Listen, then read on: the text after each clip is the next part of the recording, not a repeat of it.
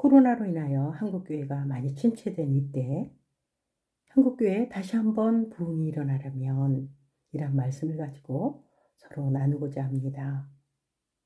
우리가 모두 원하는 부흥이 다시 일어나려면 어떻게 해야 되나요?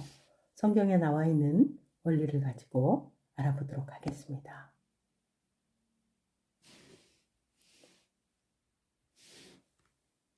부흥이 일어나려면 사단에게 잡혀있는 영혼들이 영적 전쟁을 통해서만이 하나님의 나라로 이전될 수가 있습니다. 그렇기 때문에 영적 전쟁에서 승리할 때만이 부흥이 일어나는데요. 영적 전쟁은 반드시 여호와 하나님께서 대대로 싸울 때 그때만이 우리가 승리할 수 있죠. 그럼 성경에서 여호와가 대대로 싸우는, 그래서 백전백승하는 것이 어떤 시스템이 갖춰졌을 때 그렇게 되는지 알아보도록 하겠습니다. 모든 부흥은 영적 전쟁에서 승리할 때 여호와가 대대로 싸우는 백전백승이 되는, 출애굽기 17장 16절에 아말렉과 더불어 여호와가 대대로 싸우리라 하셨다 하였더라.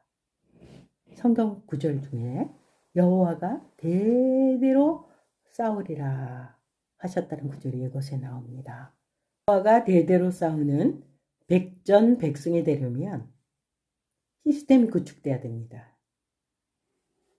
첫 번째, 모세의 24시간 릴레이 중보기도팀.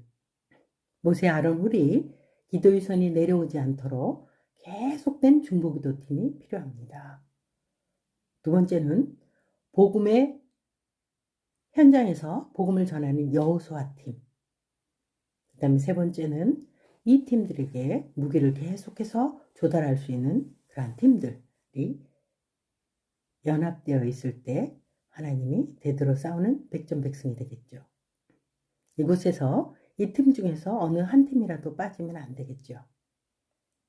그러면 우리에게 영적 전쟁에서 승리와 패배가 결정되는 곳은 어디일까요?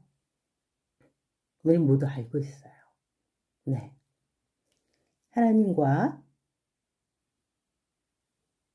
거룩의 관계가 되어 있는 중보기도자의 손이 올라갈 때, 그때 어디가 이기게 되죠?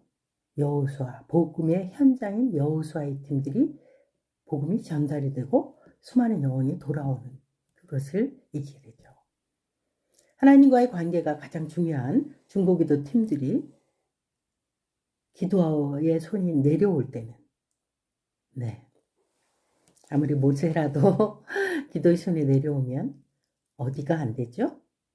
우리 눈에 보이는 복음의 현장이 전도가 되지 않아요. 즉 다시 말하자면 중보기도의 손이 올라갈 때, 중보기도의 손이 계속해서 24시간 바톤 터치 될 수 있도록 가동이 되었을 때 여기서 영적 전쟁의 승리가 결정이 됩니다. 왜 그럴까요? 복음을 방해하는 악한 영은 기도와 금식 외에는 그들이 쫓겨나갈 수가 없습니다. 그리고 그 지역을 잡고 있는, 복음을 전하는 현장인 지역을 잡고 있는 강한 자를 먼저 결박하고 그들을 쫓아난 다음에야 그 다음에 들어가서 수많은 영혼들을 우리가 구원해낼 수 있기 때문에 그렇습니다. 중보기도가 영적 전쟁에서 승리하고 있는지, 우리들의 기도가, 보이지 않는 우리들의 기도가 어떻게 영적 전쟁에서 승리하는 것을 알 수 있다고 했죠? 네. 눈에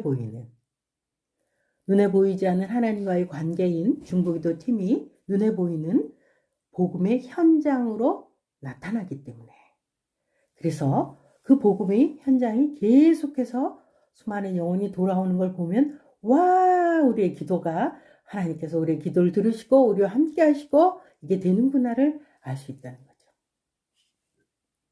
그러면 우리의 복음이 들어오지 않는 중보기도 팀이 손이 내려오면 어떻게 돼요? 여호수아 복음 현장에서는 일어나지 않겠죠. 네. 이와 같이 현장에서 복음을 전하는 여호수아에서 가장 중요한 것은 무엇일까요? 말씀의 칼날이, 말씀의 검이, 그들이 하나님의 말씀을 들을 수 있도록, 읽을 수 있도록, 또 볼 수 있도록 그렇게 될 때, 그래서 가장 좋은 전도의 무기가 우리에게 꼭 필요하겠죠. 그러면 가장 좋은 전도의 무기 조건은 다음과 같이 시간의 제한을 받지도 않고 복음을 온전히 전파할 수 있고 1000장, 2000장, 3000장을 또 언어가 달라도 누구든지 쉽게 전도할 수 있는 좋은 전도지가 만들어질 때 이건 굉장한 좋은 전도 무기가 됩니다.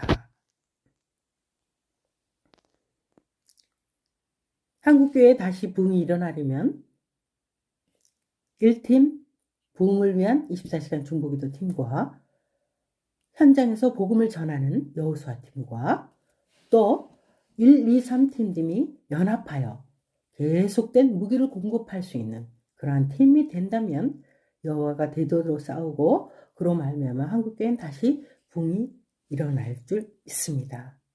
성경에 그렇게 나와 있기 때문입니다.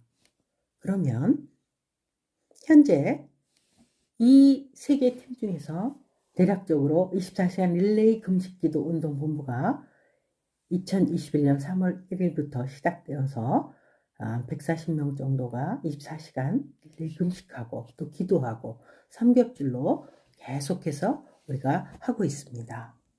또 복음의 현장인 여호수아 팀이 대학 캠퍼스나 또 기독교 동아리 이런 데서 진행이 되고 있고요.